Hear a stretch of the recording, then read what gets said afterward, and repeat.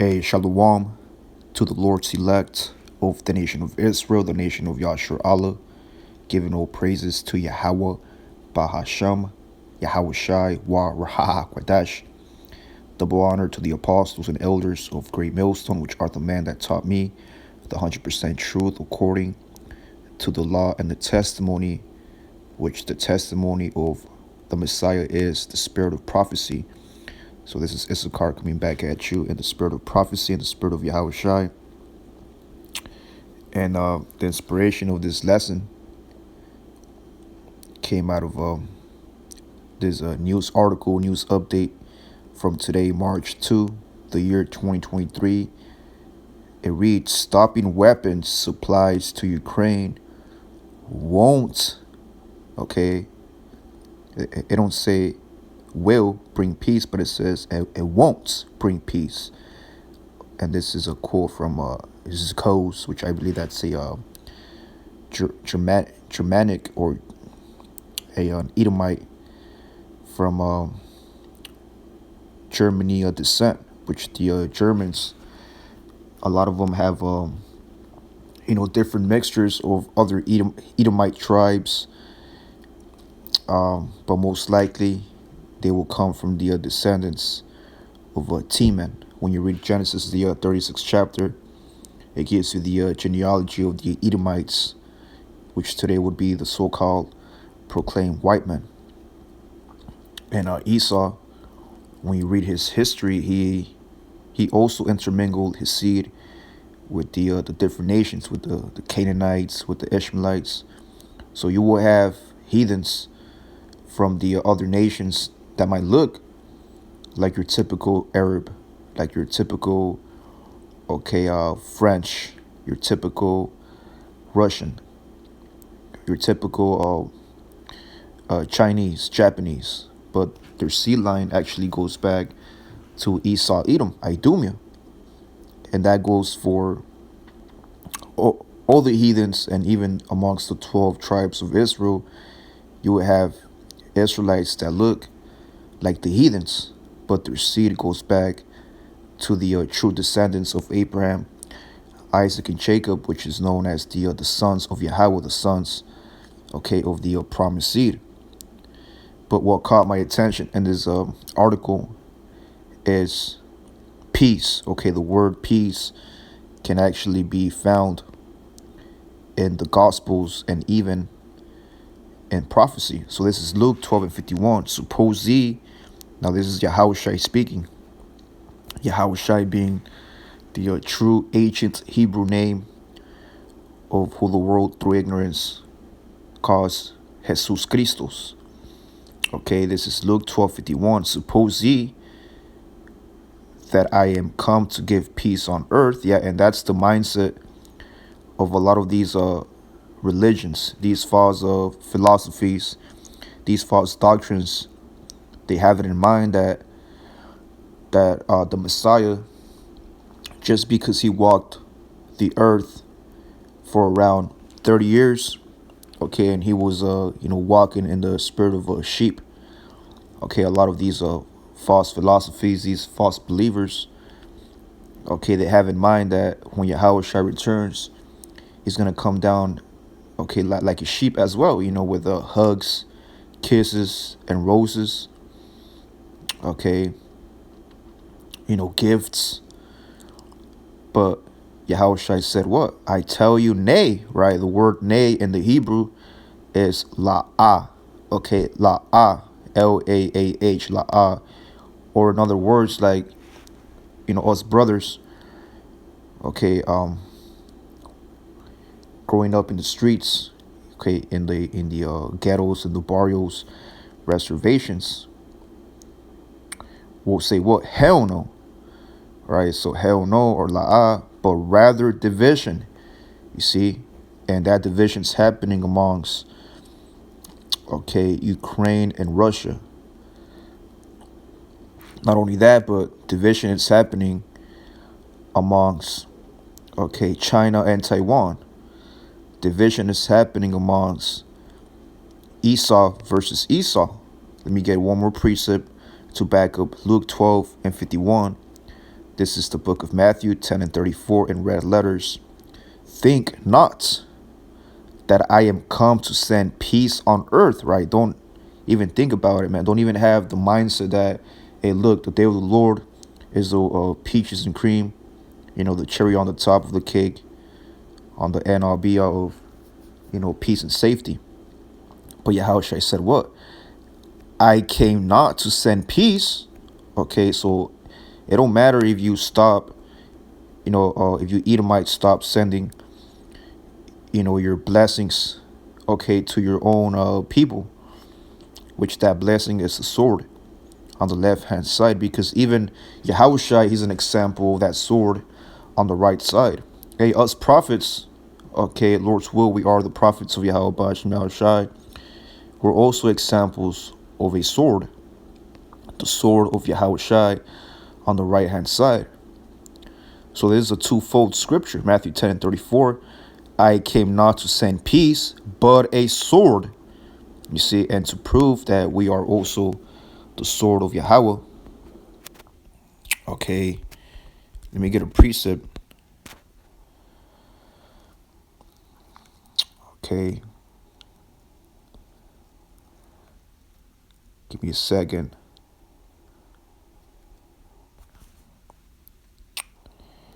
Prophet's mouth sharp.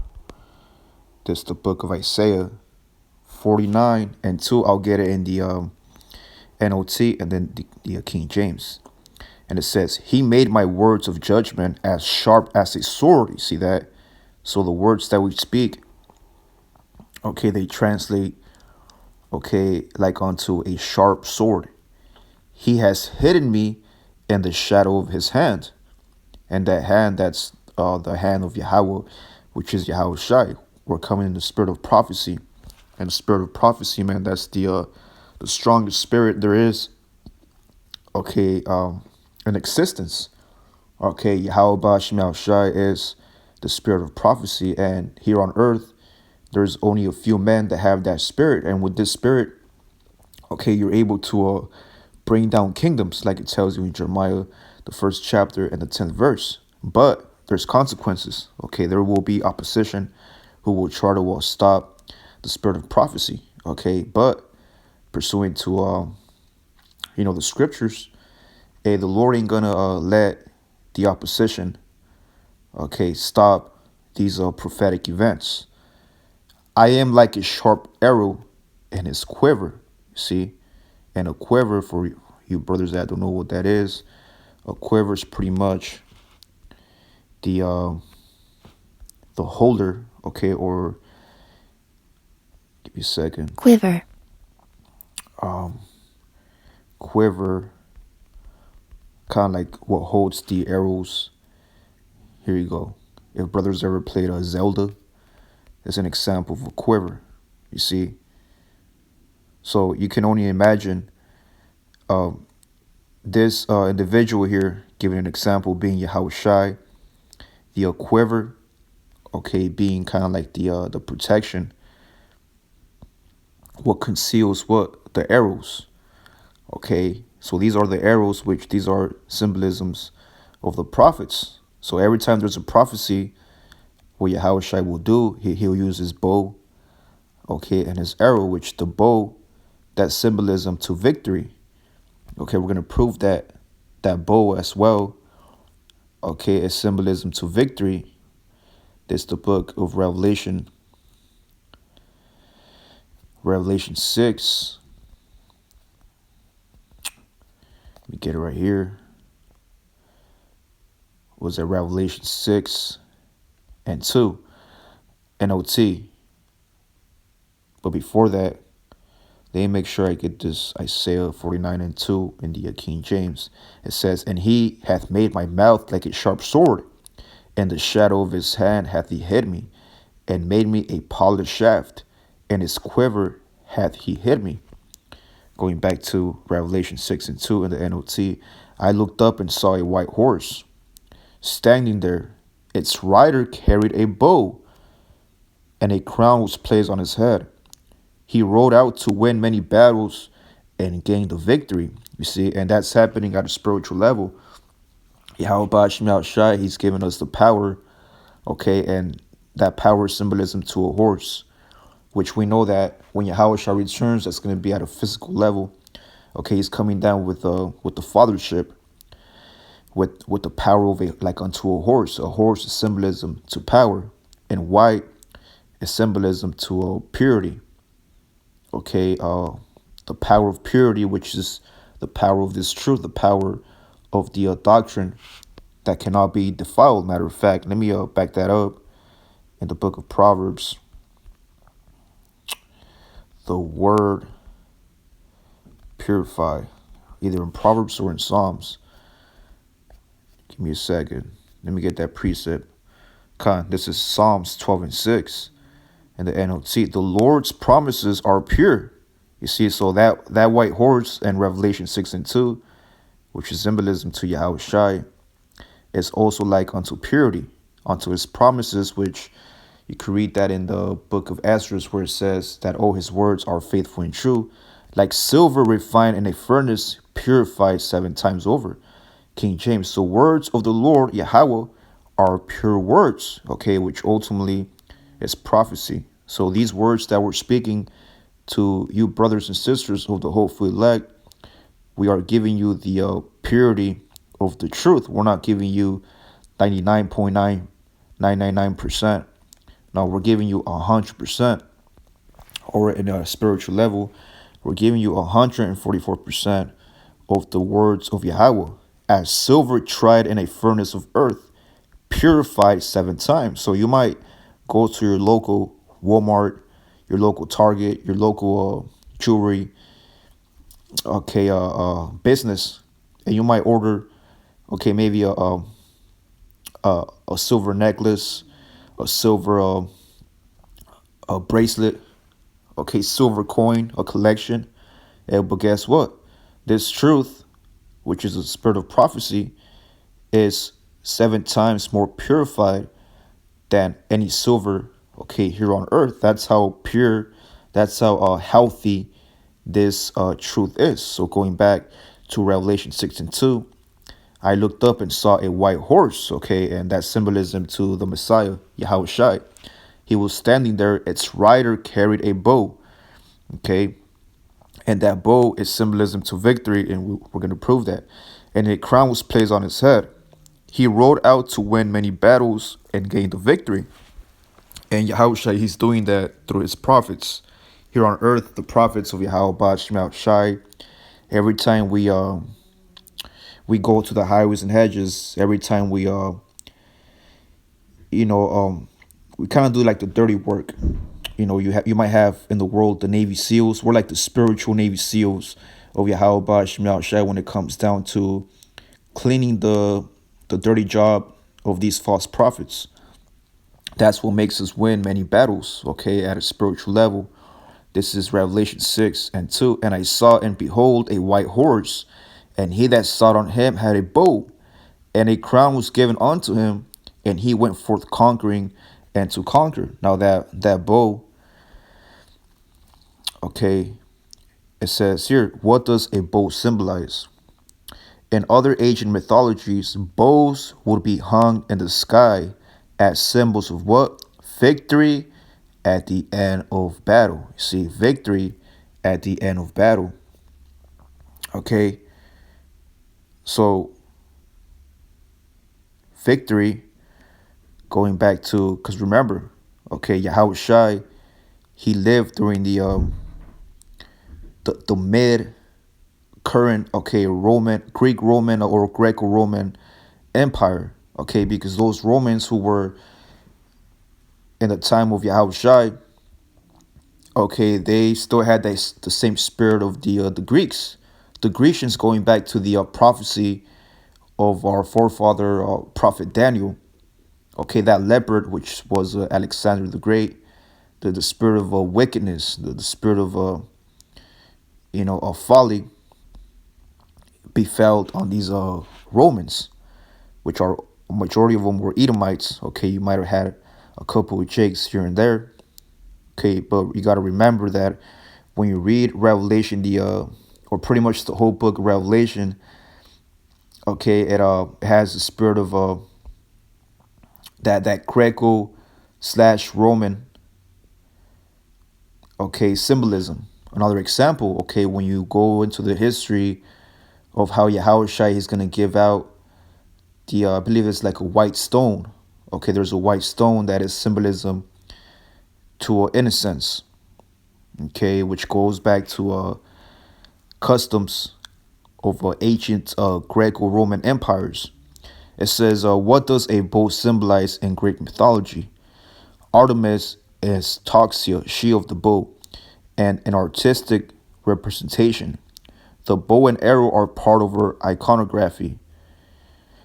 Over the bow, with Apollo's aid, in the legend of Philoctetes or Thetis, Heracles' bow brings victory over the Trojans." So really that bow, matter of fact, let's go into the blue letter Bible real quick.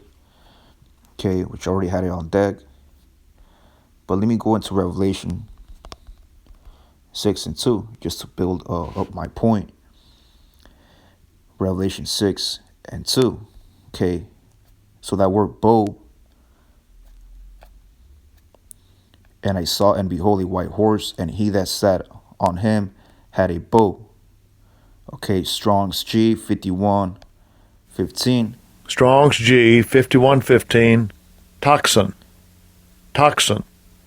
Okay, a bow from Homer to bow, right? Give me a second. Okay, so it's a bow from the base of Strong's G 50. Strong's G 5088. Ticto. 88. Ticto.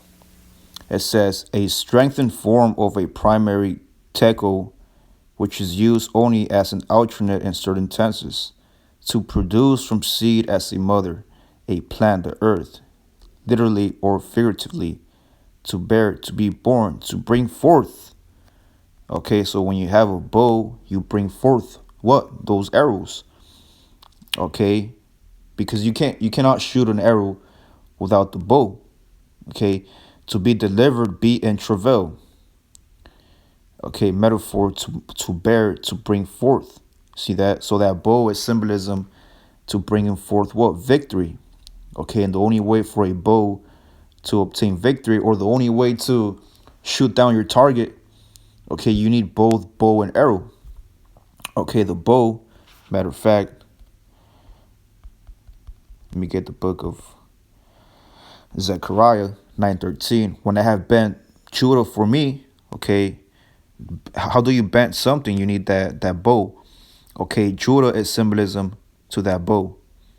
Okay, which starts with Yahushai. For me, fill the bow with Ephraim, and raise up the sons of Zion, up thy sons, O Zion, against thy sons, O Greece. And we just read the account of the ancient mythology of the bow. Okay, going back to Greco slash Roman mythology. And make thee as the sword of a mighty man. So Yahushai is using that spiritual bow and arrow, which is symbolism to southern and northern kingdom, to bring down the Grecians. Okay, through what? Through the spirit of prophecy. That's why when you go back here to this current article, stopping weapon supplies to Ukraine won't bring peace. So we are telling these nations, man, that there's no peace.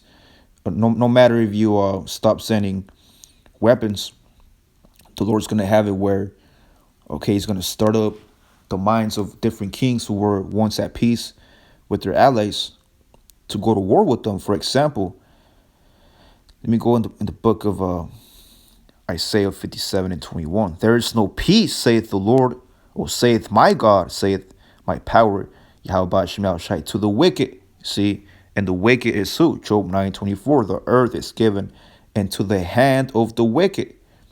And there's an example of the wicked, which when you go into the word wicked, it means criminal.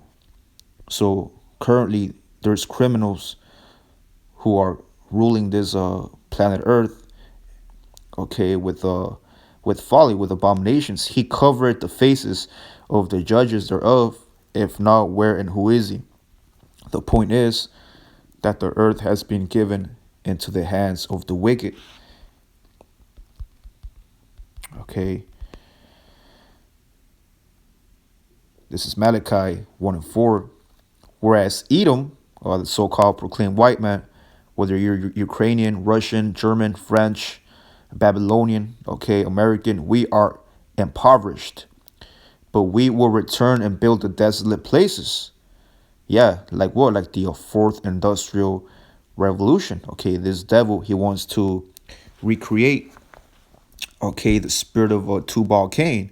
And for those of you brothers who don't know who Tubal Cain is, okay, I'll bring it out right now to break it down. It says, thus said the Lord of hosts, they shall build, right? They shall build their artificial intelligence, their artificers, and these different instruments, which is the fourth industrial revolution, to bring forth, okay, a very wicked, demonic society based upon, okay, total control with artificial intelligence. But I will throw down, and they shall call them the border of wickedness, and the people against whom the Lord hath indignation forever.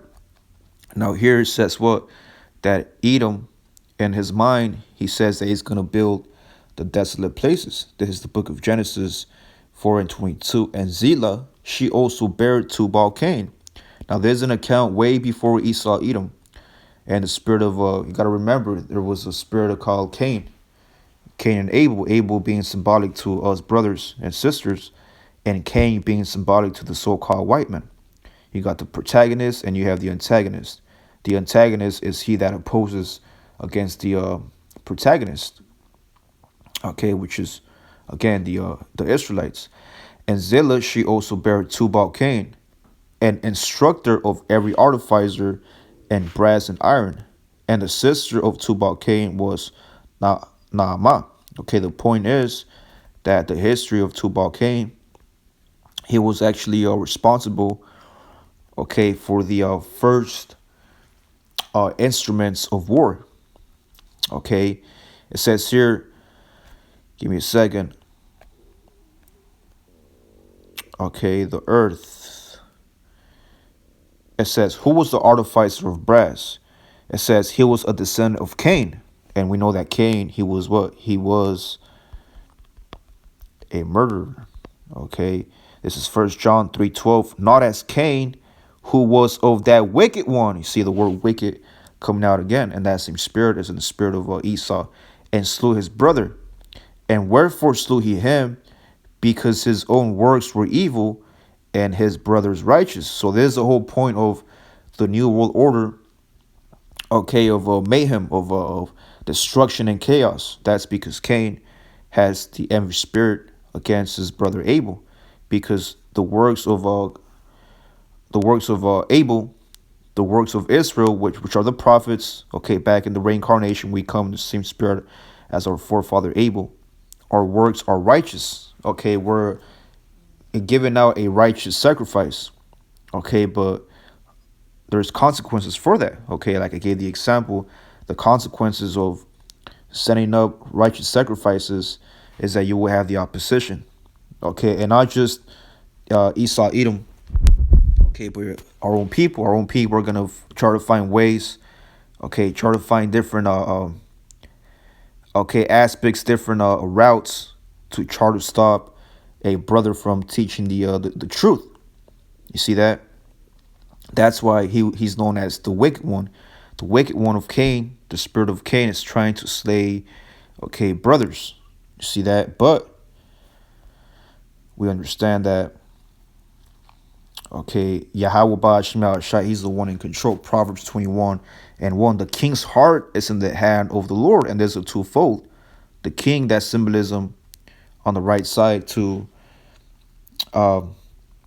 us brothers. Okay, we are Lord's will future kings. Right now we're Yahshua Allah. Okay, he prince of the power. We're Israel, but in the kingdom of heaven, okay, we're gonna become kings.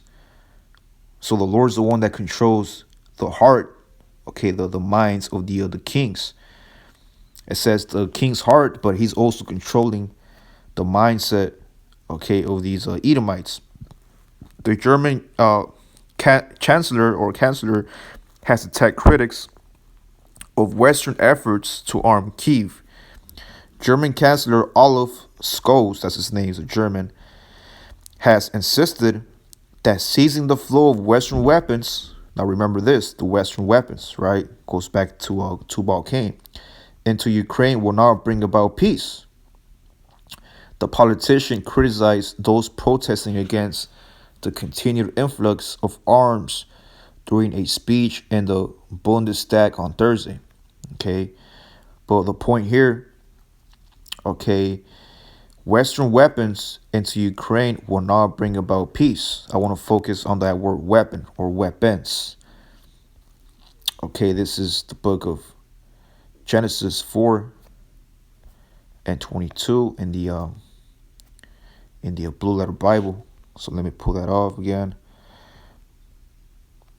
Blue Letter Bible. Okay, so check this out. So when you go into the book of Genesis 4 and 22, remember Tubal Cain, he was a descendant of Cain, which he was of that wicked one. It says instructor, right? Strong's H 39 13. It says to sharpen. Okay, and we know that the modern day sharpening instrument is the RFID mark of the beast. To sharpen hammer, to sharpen, it says what? Sword. You see that? A sword, which goes back to what? An instrument, which is a weapon. Okay, so going back to the book of Matthew 10:34, think not that I come to send peace on earth. I came not to send peace, but a sword. You see that? So Yahweh Shai, he's sending, okay, the spirit of Tubal Cain back here on earth. Okay, in the spirit of, in the body of these Idumeans. Genesis 4 and 22 once again. Okay, the word instructor.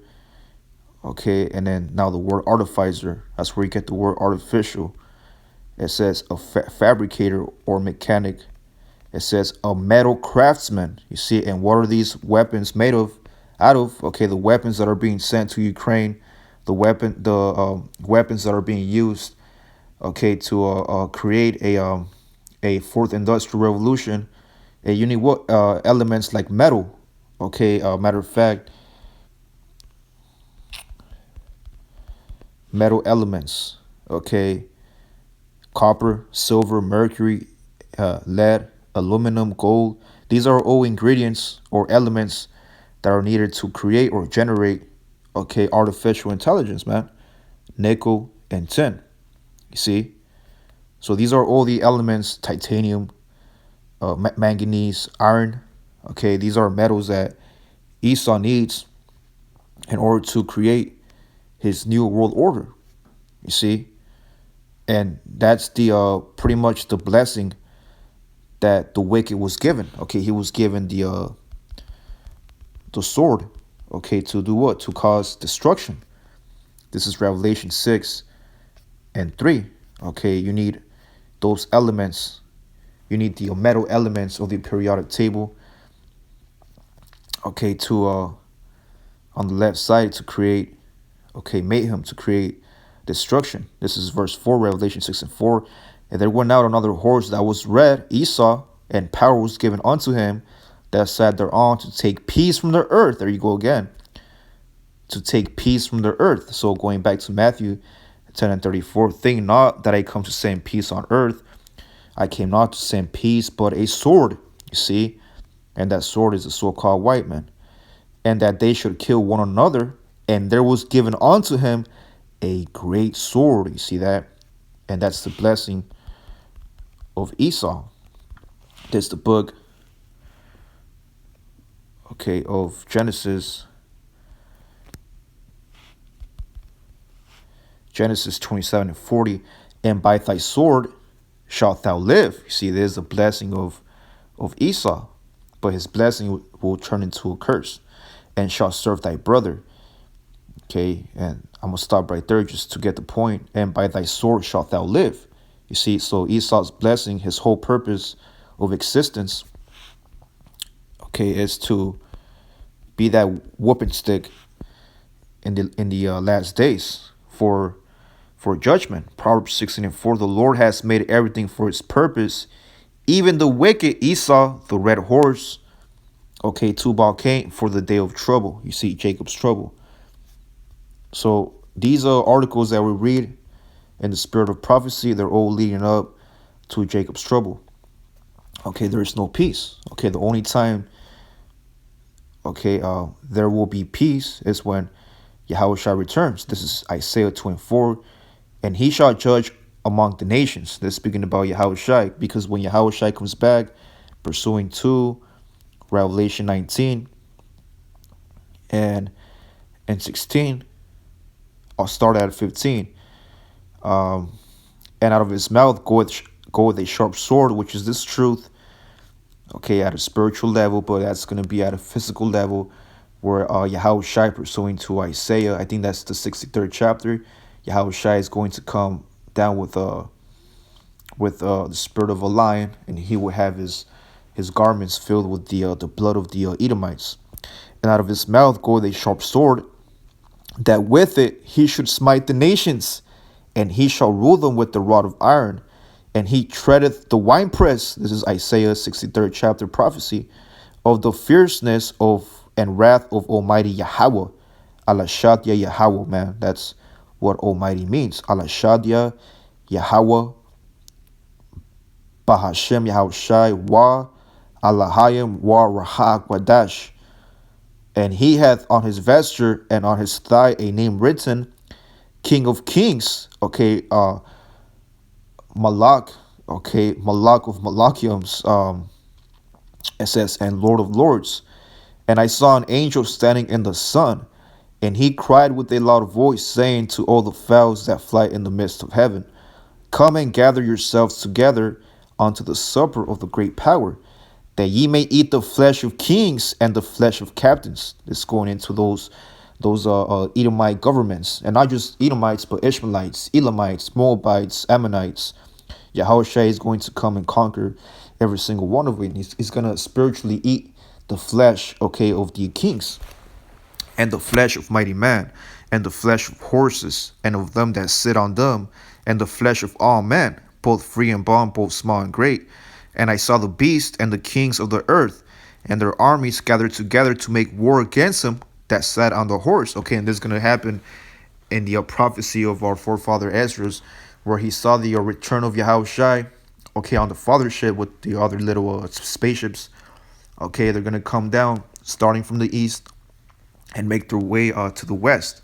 But before Yahushua makes his way to the west to save the majority of the elect, which are in Babylon the Great, he's going to go out there and throw down, okay, these heathen nations that will try to make war, okay, against the Messiah. Okay, verse 19, to make war against him that sat on the horse and against his army. See that? So once Yahushua does that, once he takes down these kingdoms, the prophecy of Isaiah 2 and 4, it says what? And I'll start at Isaiah 2 and 1. The word of that Isaiah the son of Amos saw concerning Judah and Jerusalem, right? Judah and Ephraim, southern and northern kingdom. And it shall come to pass in the last days, right? And we are in the last days, but the last days of Esau's kingdom, that the mountain of the Lord's house shall be established. The mountain is symbolism to government. Okay, the Lord's house, okay, is the tabernacle of David, the house of King David, pursuant to the prophecy of 2 Samuel, the 7th chapter, 2 Chronicles, 17th chapter, and many more prophecies. In the top of the mountains, he shall be exalted above the hills, and all nations shall flow unto it. And many people shall go and say, right, these many people are the heathens, come ye and let us go up to the mountain of the Lord, to the house of the power of Jacob, and he will teach us his ways, and we will walk in his paths. For out of Zion shall go forth the law, and the word of Yahweh from Jerusalem. There's the point right here, okay, to bring down the whole summary of this lesson. There's no peace to world leaders until the Messiah returns.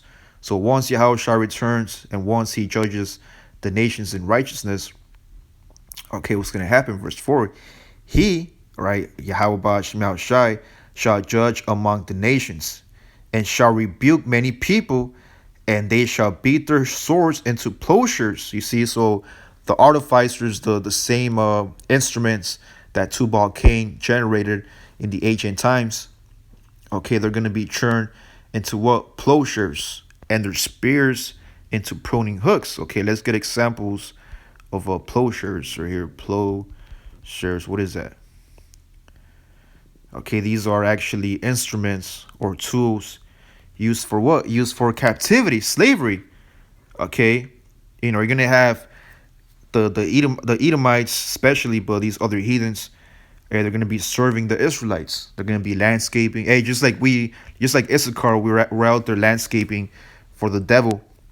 Okay, that's gonna happen again in the kingdom, but on the other way around. Now these heathens are gonna be doing the landscaping.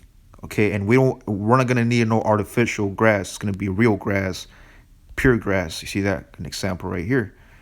Okay, these are examples of plowshares. Okay, which are tools for slavery. You see, and their spears into pruning hooks. Okay, let's get an example of pruning hooks. So Esau's blessing is gonna turn into slavery. See that?